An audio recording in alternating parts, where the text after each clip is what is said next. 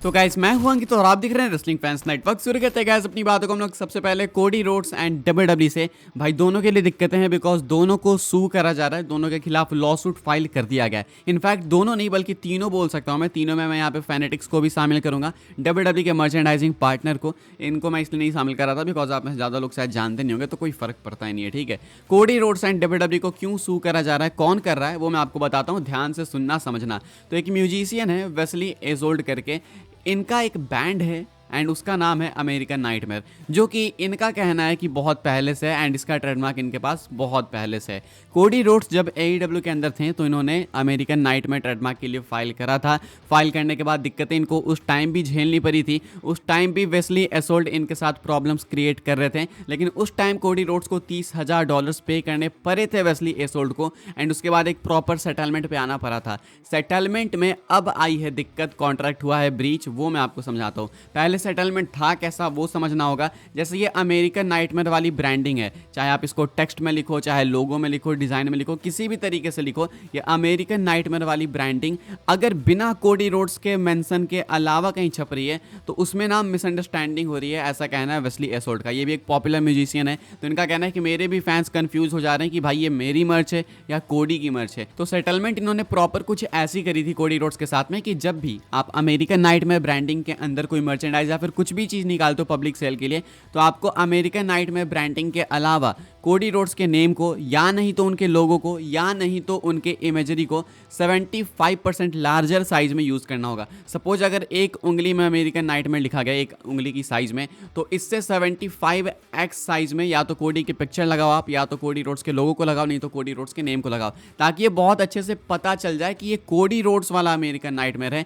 ना कि Wesley assault वाला अमेरिकन नाइटमेयर है। बिल्कुल वैलिड आर्ग्यूमेंट मुझे लगता है, एंड स्पेशली क्योंकि कोडी रोड्स ने $30,000 इनको पे भी करे थे, तो देन ये तो और वैलिड हो जाता है ना। अगर कोई दिक्कत ही तो कोडी भी जा सकते थे, कोर्ट वगैरह में लॉसूट फाइल कर सकते थे, लेकिन कोडी को ये चीज़ सही लगी तो इन्होंने एक सेटलमेंट करा। लेकिन उसके बाद वो AEW से WWE में आए। देन WWE अब क्या कर रही है कि बहुत सारी मर्चेंडाइजेस हैं ऐसी जहाँ पे कोडी रोड्स का नाम ही नहीं है, कुछ पता ही नहीं चल रहा है कि ये कोडी की है क्या, एंड उसके बाद अमेरिकन नाइटमेयर वाली ब्रांडिंग छाप के बेच रहे हैं। अब इन्होंने 2-3 बार 4 बार ये गलती करी, तो वेस्ली एसोल्ट की टीम ने, लीगल टीम ने कॉन्टैक्ट करने की भी कोशिश करी, कोडी को कोशिश करी, WWE को कोशिश करी, फैनेटिक्स को करी, लेकिन इस चीज़ को सीरियस लिया ही नहीं गया। इनफैक्ट इसका कोई ऐसे अच्छा रिप्लाई भी इनको नहीं मिला, तो इसलिए अब ये सू कर रहे हैं अमेरिकन नाइटमेयर के लिए, अमेरिकन नाइटमेयर टर्म के लिए, इस ट्रेडमार्क के लिए। तो ये है कंट्रोवर्सी। देखो क्या इससे हो सकता है कि कोडी रोड से अमेरिकन नाइटमेयर वाला ये ट्रेडमार्क छीन लिया जाएगा? ऐसा नहीं होने वाला, फिर से कोई सेटलमेंट होगा। इस बार हो सकता है कि थोड़े बड़े लेवल पे हो सकता है WWE पूरा ट्रेडमार्क ही खरीद ले, लेकिन आई डोंट थिंक ये पॉसिबल है बिकॉज वो भी एक बड़े लेवल के म्यूजिशियन है, तो अमेरिकन नाइटमेयर नेम तो उनसे आई डोंट थिंक खरीद सकते हैं। तो आई थिंक सेटलमेंट ही करना पड़ेगा बिकॉज एक उनके पास प्रूफ भी है कि भाई पहले भी हमने सेटल करा था, तो यानी कि उनका आर्ग्यूमेंट तो वैलिड है। तो अभी के अकॉर्डिंग भाई ये है वेस्ली एसोल्ट की तरफ से अपडेट कि ये सू कर रहे हैं WWE fanatics and Cody Rhodes को। आगे बढ़ते हैं गाइस, बात करते हैं अगली स्टोरी के बारे में जो कि है सैटरडे नाइट मेन इवेंट को लेके। क्या सैटरडे नाइट मेन इवेंट वापस आ सकता है? जी हाँ भाई, चांसेस काफ़ी बढ़ चुके हैं। ये अपडेट निकल के सामने आई है रसल वोट्स की तरफ से।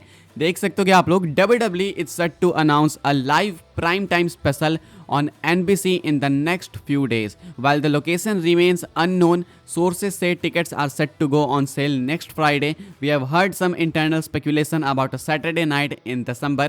This will be WWE's first primetime NBC special since August 2nd 2008 sorry. तो इनका कहना है, रसल वोट्स का कहना है कि WWE जो है ना NBC स्पेशल अनाउंस करने वाली है, एंड शायद ये दिसंबर के किसी एक सैटरडे नाइट के लिए होने वाला है। ये WWE का पहला प्राइम टाइम NBC स्पेशल होने वाला है जो कि 2 अगस्त 2008 के बाद WWE होस्ट करने वाली है, एंड इसके लिए टिकट्स भी बहुत जल्दी ऑन सेल जा सकते हैं, प्रोबेबली नेक्स्ट फ्राइडे से ही। एंड ये क्योंकि सैटरडे नाइट मेंशन करा गया तो लोगों को लगता है कि अब ये सैटरडे नाइट मेन इवेंट है। मोस्ट लाइकली बहुत पहले आई थिंक अपडेट आई भी थी इसको लेके, एग्जैक्ट मुझे याद नहीं है, अगर आपको याद हो तो बताना। तो हो सकता है WWE भाई सैटरडे नाइट मेन इवेंट को वापस लेके आ रही हो। लेट्स सी क्या होता है। अभी बस ये अर्ली फाइनली टॉक्स है आई थिंक, लेकिन रसल वोट्स ने रिपोर्ट करा है तो मोस्ट ऑफ द टाइम्स वो सही होते हैं। बाकी आगे कुछ होगा तो मैं आपको बताऊंगा, अभी के हिसाब से ये कुछ अपडेट है इस चीज़ को लेकर। आगे बढ़ते हैं गाइस, बात करते हैं अगली स्टोरी के बारे में जो कि ट्राइबल चीफ रोमन रेंस को लेकर। जी हाँ, tribal chief Roman Reigns, heel वाले ट्राइबल चीफ वापस आ सकते हैं क्या? रोमन रेंस ने भाई इसका हिंट खुद से दे दिया है एंड लगता नहीं है कि बहुत लंबे टाइम तक रोमन रेंस बेबी फेस बन के रहने वाले हैं। तो ब्लूमबर्ग के ऊपर आने वाले थे रोमन रेंस, पॉल हेमन, मैंने आपको कुछ दिनों पहले अपडेट बताई थी, आके चले गए हैं। अब मैं आपको बताता हूँ यहाँ से भाई क्या क्या मेजर चीज़ें निकल के सामने आई। पहले तो पॉल हेमन कहते हैं कि रोमन रेंस कितने मेजर स्टार हैं भाई, कि इतने टाइम से वो सोशल मीडिया से ऑलमोस्ट ऑफ ही हैं, लेकिन फिर भी उनके अकाउंट को देखो कितनी रीच मिलती है। वो मान के चलो most engaged social media account है फोर्ब्स के अकॉर्डिंग। उसके बाद कहते हैं पॉल हेमन, जब उनसे पूछा जाता है कि फीमेल ऑडियंस को रोमन रेंस कैसे टारगेट करते हैं, तो कहते हैं पॉल हेमन देखो ना रोमन रेंस को, तुम एक बार देखो रोमन रेंस को। उसके बाद इसका आंसर करने की नीड है मुझे रोमन रेंस शर्मा जाते हैं। देन आते हैं मेन टॉपिक पे। Roman Reigns was asked if it's better to be a baby face or a heel. कहते हैं Roman, well the business was it's most successful with me as a heel, but you know the future looks bright, so we will see. I think babyface is an easier side to actually perform in, but it's so much more fun as a bad guy. तो कहना है Bloomberg के साथ बात करते हुए Roman Reigns का कि देखो ये तो तुम सबने देखा कि कितना प्रॉफिटेबल था बिजनेस के लिए जब मैं एक हील था, तो हालांकि हमें देखना होगा, कंडीशन हमेशा सेम नहीं होती। अभी चीज़ें थोड़ी ब्राइट शायद बेबी फेस के लिए दिख रही है, बेबी फेस कैरेक्टर के लिए दिख रही है।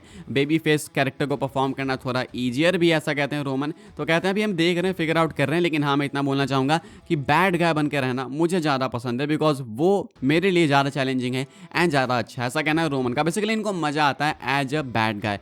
तो रोमन का अगर इंटरेस्ट है तो 100% आपको रोमन रेंस हील के तौर पे देखने को मिलेंगे। अब भले 1 साल का टाइम लगे, 1.5 साल का लगे, या फिर उतना भी ना लगे मे भी। साथ में रोमन रेंस इंस्टाग्राम स्टोरी पे शेयर करते हैं तो पुराने थीम सॉन्ग के साथ में इसको शेयर करते हैं, वो पुराने हेड ऑफ द टेबल वाले थीम के साथ में। क्या पता वो भी एक टीज हो सकता है, हालांकि मुझे नहीं लगता है कि ये उतना डीप है, लेकिन मे बी हु नोज भाई, हो भी सकता है। आगे बढ़ते हैं गाइस, बात करते हैं अगली स्टोरी के बारे में जो कि है ब्रेट हार्ट को लेके। तो भाई ब्रेट हार्ट कंफर्म हो चुके हैं मंडे नाइट रॉ के एपिसोड के लिए। किस मंडे नाइट रॉ के लिए? तो भाई अगले रॉ के एपिसोड के लिए ही ब्रेट हार्ट को कर दिया गया ऑफिशियली कंफर्म। जैकी रेडमॉन्ड ने इस चीज़ को अनाउंस करा कि ब्रेट हार्ट होने वाले हैं मंडे नाइट रॉ के सीजन प्रीमियर पे, एंड वो बिल्डिंग में होंगे, अटेंडेंस में होंगे। देन फॉर्स और कोई ना कोई सेगमेंट उनका होगा ही। अगर सीएम पंक के साथ इंटरेक्शन मिल जाए तब तो बवाल ही हो जाएगा, लेकिन सीएम पंक को तो बहुत अच्छे तरीके से पीट दिया है मैकेंटायर ने, तो मैं कंफर्म नहीं कर सकता इंटरेक्शन हो भी सकती है, नहीं भी हो सकती है। फिलहाल ब्रेट हार्ट कंफर्म कर दिए गए मंडे नाइट रॉ के लिए। आगे बढ़ते हैं गाइस, हम लोग बात कर लेते हैं अपनी नेक्स्ट एंड फाइनल स्टोरी के बारे में जो कि स्मैकडाउन की प्रीव्यू। देख लेते हैं क्या क्या कंफर्म है भाई स्मैकडाउन के लिए, काफ़ी कुछ दिख रहा है, अनाउंस हुआ। तो कोडी रोड्स एड्रेस करने वाले हैं सोलो सिकोआ के चैलेंज को, ये दोनों बेसिकली फेस ऑफ होने आने वाले, एंड लेट्स होप कि इनका मैच भाई हो स्मैकडाउन सीजन प्रीमियर में, मुझे लगता है, बिकॉज फिर बैड ब्लड का सेंस बनेगा ही नहीं भाई। Street profits and DIY versus blood line का मैच आपको देखने को मिलेगा। तो ये होने वाला है भाई 8 मैन टैग टीम एक्शन भयंकर वाला। उसके बाद जियोना विंसी वापस आने वाले हैं, काफ़ी टाइम से इनके प्रोमोज आ रहे हैं, एक अलग कैरेक्टर के साथ आपको देखने को मिलेंगे।